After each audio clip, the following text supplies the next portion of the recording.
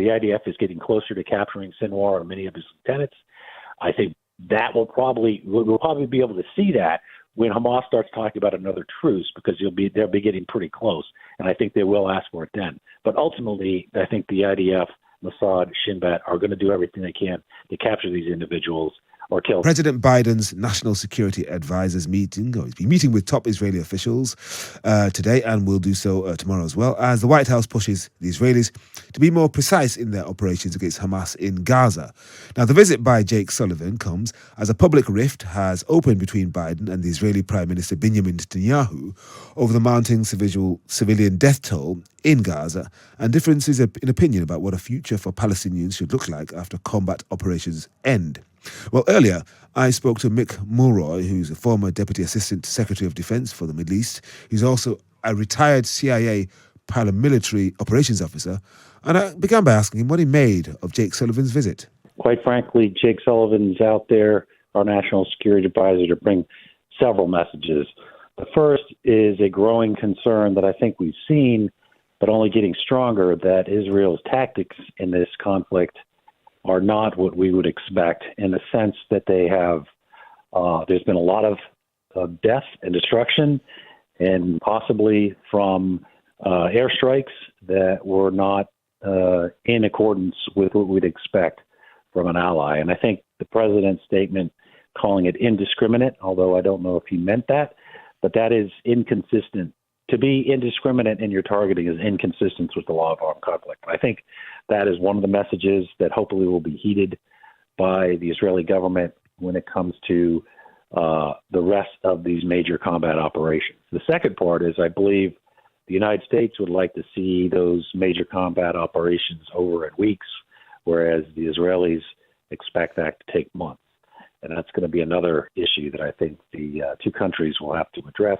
Ultimately, the decision's Israel, but their most staunch defender, of course, is the United States, and the United States, I think, has a say in that. Right, indeed. I see that John Kirby, who speaks for the White House on these matters, and Jake Sullivan, the National Security Advisor, have been talking about Israel moving to, quote, low-intensity operations in Gaza in the near future. But if Benjamin Netanyahu, the Prime Minister, is vowing to crush Hamas, and, of course, Yoav Gallant, the Defense Minister, is doubling down on the rhetoric, how are they going to be able to square that?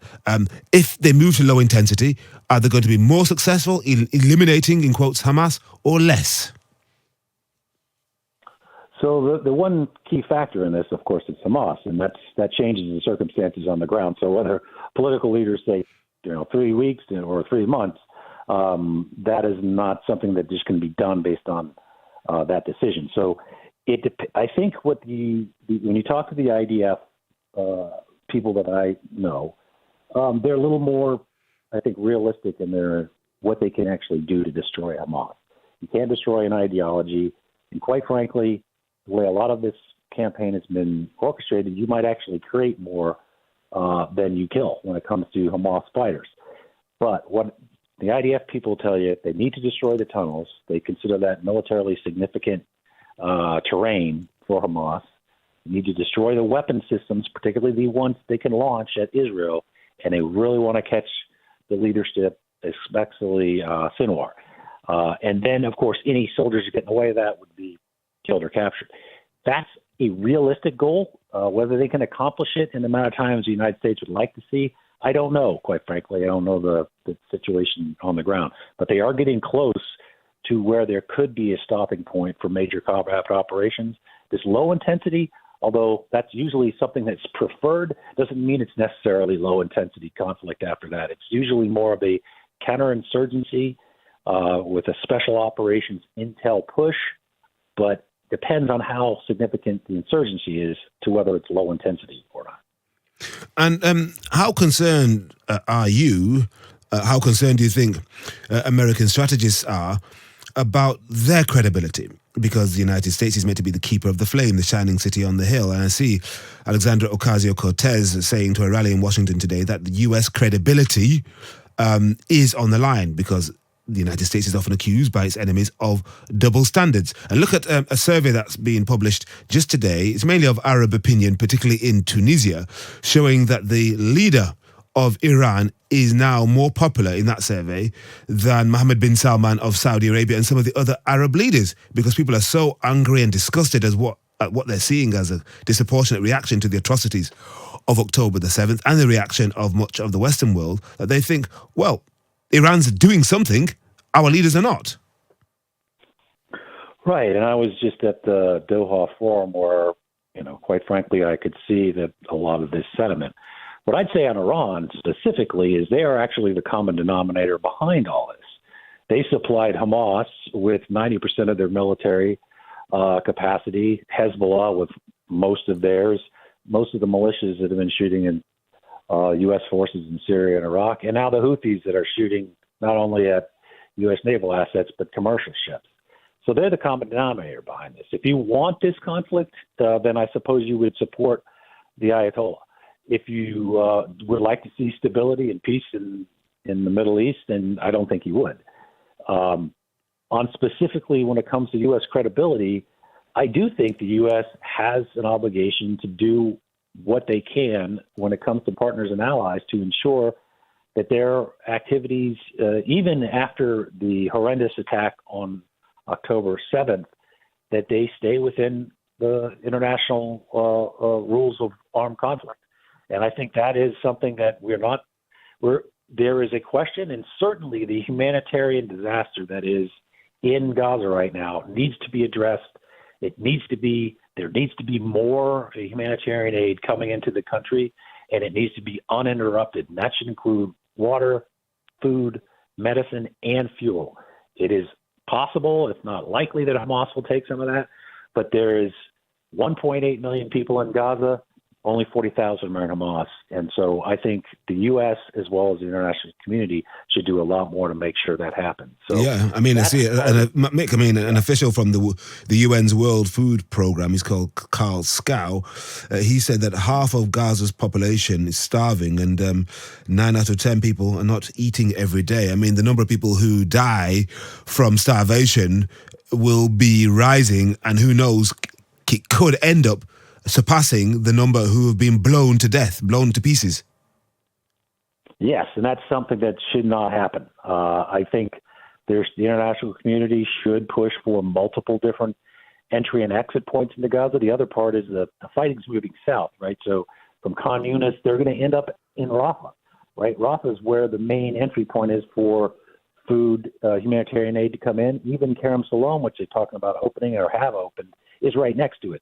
So they're going to have to open, I think, up north, they're going to have to open channels. They're going to probably need a maritime channel to be able to bring this in, or they're good. To your point, people are starving, and it's only going to get worse the longer this goes on. And I think that's something that should be addressed immediately. There shouldn't be any caps on trucks. In fact, I think both Israel and the United States should be doing everything we can to get more of this humanitarian aid into a designated area, because this is only going to get worse. Disease is spreading, and people are unhoused. About 80%, to my understanding, from some of the things I saw at the Doha Forum, or don't have shelter, and it's winter, and so there's going to have to be a lot of work done at a time when the UN, quite frankly, is very deficit on their donations to these type of humanitarian crises. So I think there is a lot to do on that, and it needs to be done. And I think Israel should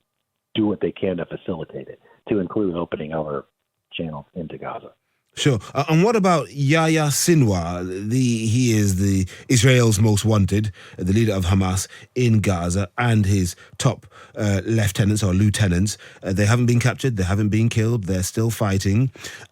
What's the strategy for dealing with them? And, of course, also the political leadership in Doha. Because surely there has to be some back-channeling. Who really holds the power? The people in Doha or the people on the ground in Gaza? So I think it's the people on the ground in Gaza. I think the political leadership might not be the most accurate way. I know that's how everybody's referring to them, but I believe they're in many ways spokespeople for the military leadership, like Sinwar in Gaza. But it's an important one because for these negotiations to happen, both for a potential hostage release, another truce, and eventually how this conflict comes to an end, there needs to be a channel to do that. And I think Qatar has really provided that channel for Israel, for Hamas, and for the United States. And I think that's something important to recognize. And I would hope that instead of not allowing the Mossad negotiators to go, that Prime Minister Netanyahu would rethink that, because there's no way to get to any of these things without actually talking. Doesn't mean you have to agree to anything necessarily, but you're certainly not going to know where you stand if you don't have those negotiations. I do think that the IDF is getting closer to capturing Sinwar and many of his lieutenants. I think that we'll probably be able to see that when Hamas starts talking about another truce, because they'll be getting pretty close, and I think they will ask for it then. But ultimately, I think the IDF, Mossad, Shin Bet are going to do everything they can to capture these individuals or kill them. And final thoughts, Mick, and a strategic one. What future for the two-state solution? What comes after this? Because I see that Tzipi Hotovely, who is the Israeli ambassador to the UK, told colleagues at Sky News yesterday, there is no two-state solution. She was very emphatic about that. Essentially saying, how would you expect us to live next to these people? If that's the thinking, not just of Tzipi Hotovely, but of the Israeli government and leadership to whom she is very, very close, then what hope? Yeah, that's a good question. I mean, I do think there's not a whole lot of receptivity to talk about two-state solution with any Israeli right now, whether you're left, right, or center, likely, obviously, because of the trauma of October 7th. But I do think it's the only way that this could ultimately end in a situation where it won't be in a cycle of violence. They're not going to want Hamas to be in charge. That's obvious. No country would want a terrorist organization that you would recognize to be in charge of a country that's right next to you. There needs to be what the U.S. is calling a revitalized Palestinian Authority. That means new leadership. That means selected by the Palestinian people in leadership that want to focus on improving the lives of the Palestinian people, improving the economy, the infrastructure, all that, and not being at constant war with the country next to you. So I think that's ultimately where we need to go. It's going to be a while, I think, before Israel's ready to join that discussion. But the international community should start thinking about that, and they should start thinking about what could come next. If we want IDF to pull out, is there an international peacekeeping and security force that could go in? And if not, what are we going to do to help improve the situation politically downstream, so to speak, in setting up these things for success and making sure the right leadership are in the places they need to be to ensure this never happens again. And that was Mick Mulroy, former U.S. Deputy Assistant Secretary of Defense for the Middle East.